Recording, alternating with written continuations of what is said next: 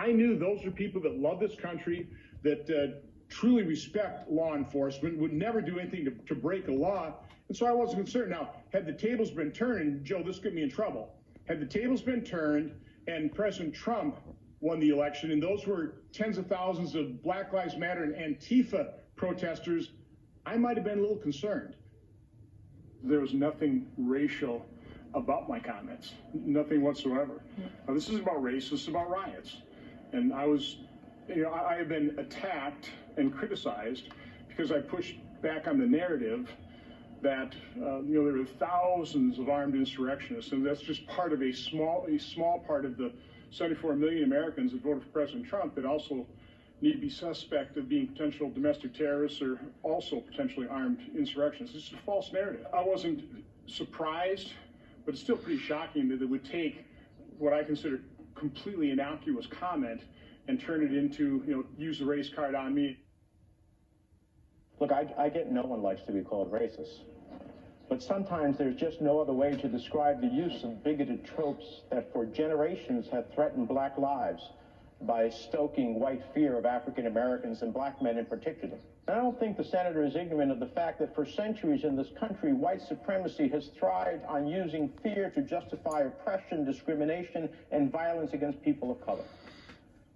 I do, however, think my colleague may be ignorant of the pain caused by his comments and unaware of how they compound the trauma that so many still feel in the wake of the events of January 6th.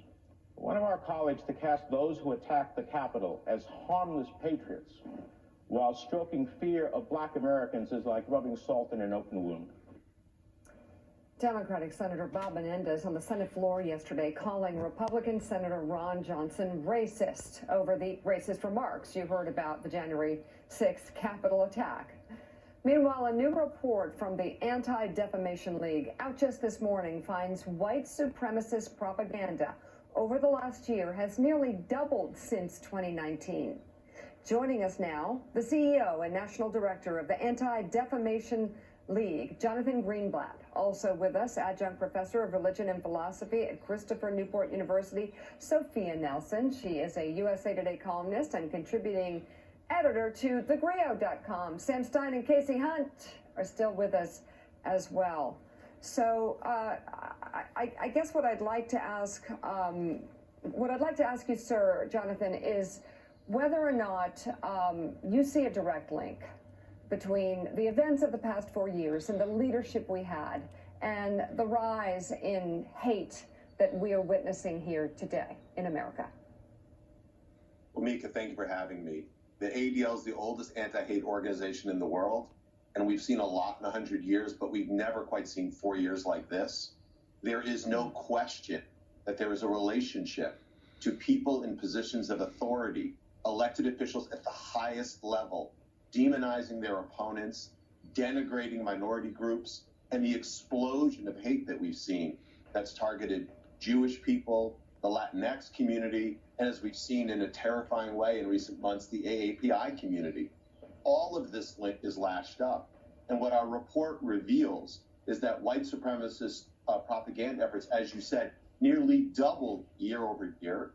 We had an average of 14 incidents a day in every state in America other than Hawaii. And this is terrifying because what we've seen these groups do is use the language that the president pioneered, like America First, or Reclaim America, or this false patriotism, to push prejudice, to denigrate immigrants, African Americans, Jews, and other minorities. And we need to recognize that that kind of language has a real cost. So when Senator Johnson makes the inexplicable comment, truly, that he was not concerned about what happened on January the 6th, Mika, those weren't protesters. They were militants. It wasn't a riot. It was an attack. And those individuals who didn't seek to talk about democracy with Senator Johnson, they sought to kidnap and kill our legislatures, to interrupt the process because they were fueled by the incitement that started literally at the top from the White House. Okay, so I see what you see. Why is it so hard for everyone to see the same thing here? It's rather staggering. There is no narrative, Mika, as he said. There are only facts. And here are the facts. Right.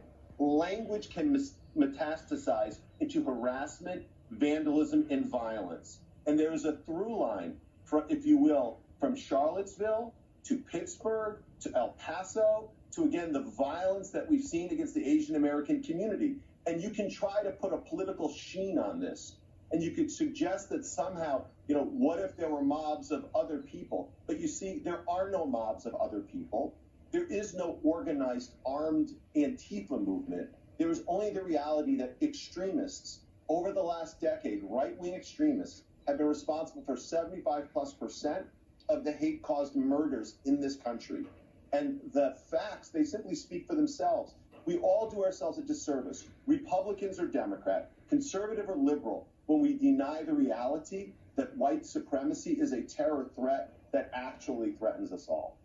Sophia, we've talked a lot over the last several years about this issue, which is that these people that Jonathan is talking about right now, who were pushed to the shadows by a society who didn't want them out in public anymore, were given credence, were given legitimacy, not just by President Trump, but by other politicians who said, your views are valid, your complaints are real, you are effectively the victims in all of this and where our culture is headed right now. And we heard that dripping off the lips of Senator Johnson when he said, first of all, that these people respect law enforcement. Really, a cop was murdered. Many others were beaten with flags and others. And this idea that he was more afraid of the potential for black people coming into the building than he was for the people who actually perpetrated the crime, and then finished it off by calling himself the victim, writing a piece for the Wall Street Journal where he said he would not be silenced by the left. This is the cycle we've seen from prominent people over the last few years. Yeah, I mean, Willie, first of all, we have two Americas, and I think that one of the tragic things is that when we have thoughtful discussions, whether it's on this network or others, where we have people like Mr. Greenblatt come on and talk about the facts, the FBI director, the Republican FBI director, Christopher Wray, was sounding the alarm for years during the Trump administration that we had a serious problem with the rise of white domestic terrorism. He did not cite Black Lives Matter. He did not cite other groups. He specifically said we have a concern with white domestic terrorism that really uncovered itself in Charlottesville. And so when Senator Johnson talks the way he does, understand that he's speaking to that other America. There are two of us. There is one America where I think the majority of us live, I hope, where we actually do deal in facts and reality. We acknowledge that we've made progress, but that racism is still a serious problem. In the faux news of the reality, they believe in something else, that white people are the victims. White people are being canceled. White people are under attack in this country. White culture, white history. And until we can get to a place where we can understand that we are e pluribus unum out of many one, and that we are one America, not two separate Americas, not one white, not one black or brown, we're going to continue to see senators, United States senators talk like this, governors talk like this, because we're very polarized, and they've made a decision, and it's tragic, that they're going to feed that beast and keep feeding it, which is what ended us up on January the 6th.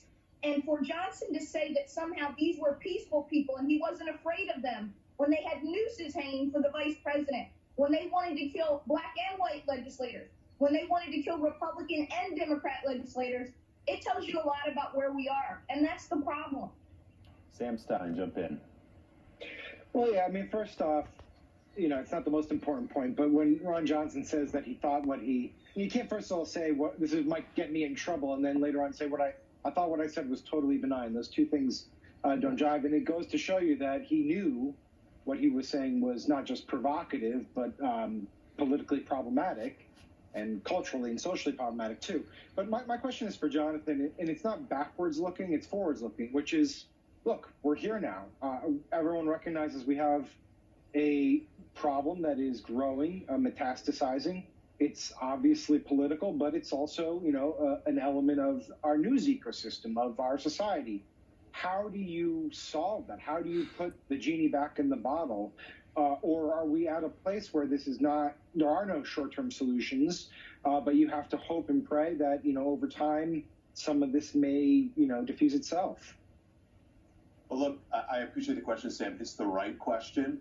I think we need to acknowledge, first and foremost, there is no silver bullet. I mean, hate has been a persistent problem that preceded Donald Trump and will continue to the future. That being said, there certainly are steps we can take.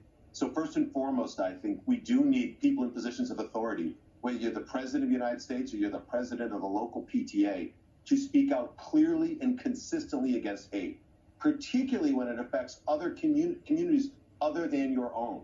Like, as a Jewish man, I am deeply concerned about the AAPI hate, and I'm concerned about anti-black racism, etc. We all need to recognize that we're in this together. That's number one. Number two, I would suggest that we can recondition, if you will, this environment with things like anti-bias education and commemorations of other sort of marginalized communities and lift them up. Thirdly, I think something that's critical here is we need to end the complicity of the social media companies. Our own analysis at ADL suggests disinformation dropped dramatically when President Trump was booted off of Twitter and YouTube and Facebook for violating their terms of service. Those companies have been those services a breeding ground for bigotry, and if they can clamp down on disinformation and hate on their platforms, they'll make all of us, they'll make our entire environment much cleaner, healthier, and more decent and more humane. I could not agree with you more. CEO and National Director of the ADL, Jonathan Greenblatt, thank you very, very much.